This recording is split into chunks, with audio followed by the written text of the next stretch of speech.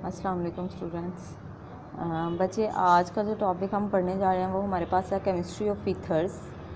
Ethers के बारे में हमने पढ़ा था कि जब भी दो कार्बन और दरमियान में ऑक्सीजन आ जाए तो इसको हम कहते हैं ether as a functional group. ठीक है, दो कार्बन हो और दरमियान में ऑक्सीजन हो, या आप यूँ भी कह सकते हैं कि दोनों तरफ आर ग्रुप लगा हो और दरमियान में क्या हो, ऑक्सीजन हो, तो ये क्या होता है, ईथर फंक्शनल ग्रुप है। अब ईथर्स को जो है वो दो तरह की कैटेगरीज में क्लासीफाई किया गया है। एक जो आपके पास है वो सिंपल या सिमेट्रिकल ईथर हैं और दूसरे मिक्स्ड या अनसिमेट्रिकल ईथर हैं।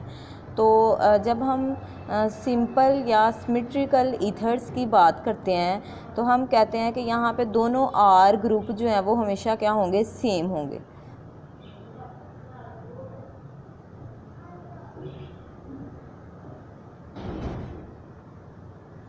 सिंपल या सिमेट्रिकल ईथर में क्या होता है, आर ग्रुप जो है वो हमेशा क्या होते हैं, सेम होते हैं। ठीक है, आर ग्रुप हमेशा दोनों तरफ क्या होंगे, सेम होंगे। लेकिन जब हम दूसरी क्लास की बात करते हैं जिसमें हमारे पास क्या आते हैं, मिक्स्ड, या हम कहते हैं उनको क्या हैं, अनसिमेट्रिकल ईथर हैं, तो उनमें हम कहते हैं कि जितने भी आर ग्रुप होंगे, यानी ऑक्सीजन के दोनों तरफ जो आर ग्रुप होता है वो हमेशा क्या होगा, डिफरेंट आर ग्रुप जो है वो लगे होंगे यहाँ पे।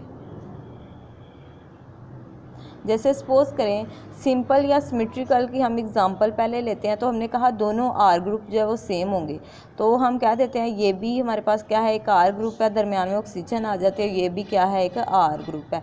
तो आप इसको क्या कहेंगे, डाई मिथाइल ईथर। या फिर आर ग्रुप जो है वो कोई और भी हो सकता है, C2H5 इथाइल ग्रुप भी लगा हो सकता है। तो दोनों क्या है, आर ग्रुप सेम है, तो ये क्या है, सिंपल या सिमेट्रिकल ईथर है। लेकिन जब हम कहेंगे कि आर ग्रुप जो है वो क्या आ जाते हैं, डिफरेंट आ जाते हैं, जैसे सपोज करें हम कहते हैं एक तरफ हमारे पास क्या लगा हो, CH3 लगा हो और दूसरी तरफ क्या लगा हो, C2H5 लगा हो, तो दोनों क्या है, अब एक दूसरे से क्या हो गए हैं, डिफरेंट हो गए हैं, तो इनको हम क्या कहते हैं, हमारे पास ये दूसरी टाइप है उनकी, कौन सी, मिक्स्ड या अनसिमेट्रिकल ईथर्स। अच्छा जी, हम बात कर रहे थे कि आर ग्रुप जो है वो दोनों क्या होंगे, डिफरेंट होंगे।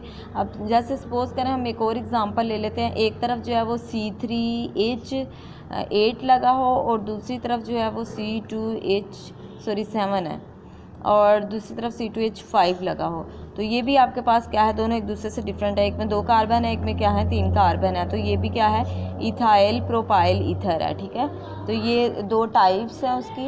नेक्स्ट हम प्रेपरेशन पढ़ते हैं ईथर्स की। अच्छा जी, नेक्स्ट हम पढ़ेंगे प्रेपरेशन ऑफ ईथर्स। इसमें जो फर्स्ट मेथड हम इसकी सिंथेसिस के लिए पढ़ेंगे उसको हम कहते हैं विलियमसन ईथर सिंथेसिस मेथड। ये साइंटिस्ट है, उनके नेम से है, क्या है, विलियमसन ईथर सिंथेसिस।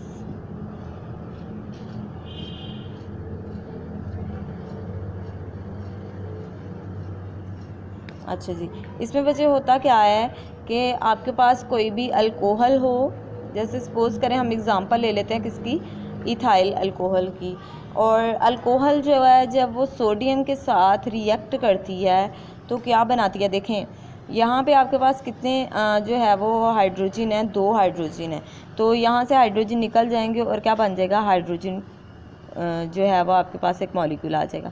अब देखें C2H5 ग्रुप कितने लगे हुए हैं, 2 C2H5 ग्रुप हैं, इधर भी आ जाएगा C2H5 और यहाँ पे आपके पास क्या आ जाएगा, दरमियान में ये आपके पास C2H5O कितने हैं, यानी 2 ग्रुप हैं, यहाँ पे 2 आ जाएगा, और सोडियम भी कितने हैं, 2 है, तो यहाँ पे आ जाएगा क्या, सोडियम आ जाएगा, यानी 2 जो हैं वो क्या थे, एथोक्साइड ग्रुप थे और 2 ही क्या थे, सोडियम थे।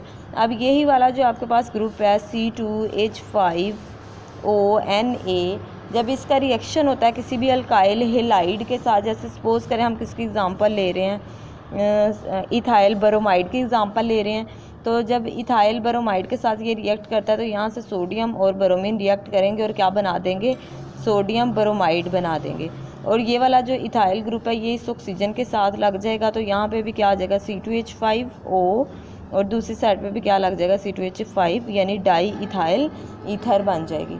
उसके बाद जो सेकंड मेथड ऑफ सिंथेसिस हम पढ़ेंगे, alkyl halide with dry silver oxide. ठीक है, कोई भी अल्काइल हेलाइड लेते हैं हम, सपोज करें यहाँ पे हमारे पास जो अल्काइल हेलाइड है वो कौन से वाला है, इथाइल ब्रोमाइड है।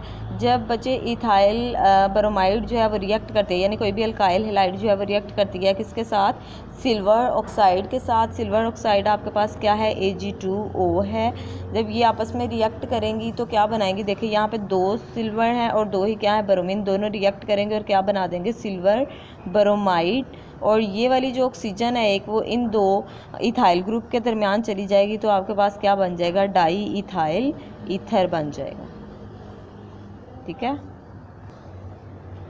नेक्स्ट हम जो है वो ईथर की केमिकल रिएक्टिविटी की जब बात करते हैं तो हम कहते हैं कि जो हमारे पास ईथर हैं वो बहुत ज़्यादा इनर्ट सब्सटेंसेस हैं। मतलब क्या है इसका, इनर्ट का मतलब ये बाकी जो ईथर्स हैं, बाकी जो फंक्शनल ग्रुप हैं उनके मुकाबले में थोड़ा अपना बिहेवियर जो है वो डिफरेंट शो करते हैं। इस वजह से हम इनको क्या कहते हैं, ये क्या है, इनर्ट है, यानी इनका बिहेवियर क्या है, बाकी रिएजेंट के मुकाबले में डिफरेंट है। जैसे कि हमारे पास रिएजेंट हैं, अमोनिया हो सकते हैं या डाइल्यूट एसिड वगैरह हो सकते हैं, इनका कोई भी एक्शन नहीं होता है कोल्ड स्टेट में। लेकिन जब इनको हम कहते हैं कि ये ना तो इतनी इजीली ऑक्सीडाइज होते हैं, ठीक है, और ईथर जो है वो लेकिन कभी कभार रिएक्शन शो करते हैं। जैसे हम रिएक्शन जो है वो यहाँ पे देखते हैं, हमारे पास ईथर है, डाई इथाइल ईथर हमने लिया, और जब डाई इथाइल ईथर जो है वो किसके साथ रिएक्ट करता है, हाइड्रोजन आयोडाइड के साथ रिएक्ट करता है।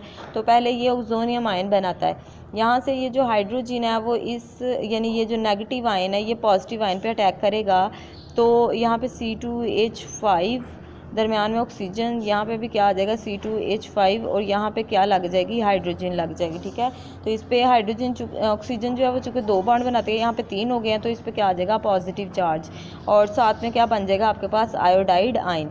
अब यही जो ओक्सोनियम आयन बना है ये क्या करेगा, ये आपके पास क्या है, ओक्सोनियम आयन है, क्योंकि ऑक्सीजन पे क्या आया है, पॉजिटिव चार्ज आया है। तो ये जो ओक्सोनियम आयन है, जब हम इसकी बात करते हैं तो ओक्सोनियम आयन दोबारा से इस आयोडाइड आयन के साथ क्या करेगा, रिएक्ट करेगा, और क्या होगा कि यहाँ से इथाइल ग्रुप और यहाँ से ये जो आयोडीन है ये आपस में रिएक्ट करेंगे और इसको कन्वर्ट कर देंगे किसमें, इथाइल आयोडाइड में, और पीछे आपके पास क्या रह जाएगी, अल्कोहल रह जाएगी। ठीक है। अब जो है वो ईथर्स जो हैं वो हम कहते हैं कि जब उनको फास्फोरस पेंटाक्लोराइड की मौजूदगी में हीट किया जाता है, जैसे सपोज़ करें हम कहते हैं हमारे पास कोई डाई इथाइल ईथर है, इसका जो सेकंड मेथड हम देख रहे हैं वो कौन सा है कि फास्फोरस पेंटाक्लोराइड की मौजूदगी में इसको, ये हमारे पास क्या है, डाई इथाइल ईथर है, ये हमारे पास क्या है, फास्फोरस पेंटाक्लोराइड है। जब इन दोनों को हीट किया जाता है तो हमारे पास जो प्रोडक्ट बनती है वो क्या है, ये P है, यहाँ से ये ऑक्सीजन इसके साथ आ जाएगी, क्या बन जाएगा, PO, यहाँ से 3 chlorine POCl3 phosphorus try chloride बन जाएगा, और यहाँ से जो 2 क्लोरीन रह गए हैं वो इन 2 इथाइल ग्रुप के साथ आ जाएंगे, और यहाँ पे क्या बन जाएगा, इथाइल हेलाइड यानी इथाइल क्लोराइड बन जाएगा। बच्चों ये तो थी आपके पास जो है वो केमिस्ट्री ऑफ ईथर्स। पहले हमने सबसे केमिस्ट्री ऑफ हाइड्रोक्सल ग्रुप यानी अल्कोहल को पढ़ा, फिर हमने फिनोल को पढ़ा, और अब जो है वो हमने किसको पढ़ा है, ईथर्स को पढ़ा है। तो ईथर्स को पढ़ने के बाद जब हम बात कर रहे थे तो हम कहते थे कि जब भी ऑक्सीजन और ईथर जो हैं वो इकट्ठे आते हैं, ज़ाहिर है हमने कहा कि जब भी 2 कार्बन के दरमियान जो है वो ऑक्सीजन आ जाती है तो क्या होता है, उसको हम क्या कह रहे होते हैं, ether as a functional group. लेकिन हमारे पास अगर क्या हो, ईथर में जो है वो जो ऑक्सीजन है उस पर क्या आ जाए, पॉजिटिव चार्ज आ जाए, यानी तो उसको हम क्या कहते हैं, ओक्सोनियम आयन कहते हैं। क्यों, क्योंकि ऑक्सीजन जो है वो यहाँ पे अपनी बॉन्ड जो है उसको 2 बनाने चाहिए, लेकिन वो कितने बॉन्ड बना रही होती है, 3-3 बॉन्ड बना रही होती है, तो इस वजह से उस पर क्या आ जाता है, पॉजिटिव चार्ज आ जाता है। उसके बाद बच्चे जब हम इसकी फ़िज़िकल प्रॉपर्टीज़ की बात करते हैं तो ईथर जो है वो हम कहते हैं वोलेटाइल लिक्विड है, यानी बहुत इजीली जो है वो वेपोराइज हो जाता है। हाईली जो है वो इन्फ्लेमेबल है, यानी इसको बहुत जल्दी से जो है वो आग लग जाती है। उसके बाद जो है वो they are slightly soluble in water, मतलब पानी में जो है वो थोड़ा बहुत हल हो जाते हैं, लेकिन ऑर्गेनिक सॉल्वेंट्स में ज़्यादा हल होते हैं बच्चे, क्योंकि आपने ये रूल्स पढ़े हुए हैं, लाइक डिज़ोल्व लाइक, यानी जो लाइक सब्सटेंसेस हैं वो लाइक में ही, ऑर्गेनिक में ही डिज़ोल्व होगा, और जो इनऑर्गेनिक है वो इनऑर्गेनिक में ही डिज़ोल्व होगा। उसके बाद हम कहते हैं कि ये जब हाइड्रोजन बॉन्डिंग जो है वो शो नहीं करते हैं, क्योंकि इनमें जो है वो वीक हाइड्रोजन बॉन्डिंग होती है, वाटर मॉलिक्यूल के साथ बहुत ज़्यादा तेज़ी से रिएक्ट नहीं करते हैं। जिस तरह वाटर मॉलिक्यूल में बहुत स्ट्रॉन्ग हाइड्रोजन बॉन्डिंग है, उस तरह से ईथर में इतनी ज़्यादा स्ट्रॉन्ग हाइड्रोजन बॉन्डिंग नहीं है। तो ये था बच्चे आज का लेक्चर आपका। नेक्स्ट जो है वो हम नेक्स्ट चैप्टर इंशाल्लाह स्टार्ट करेंगे। ठीक है जी, अल्लाह हाफिज़।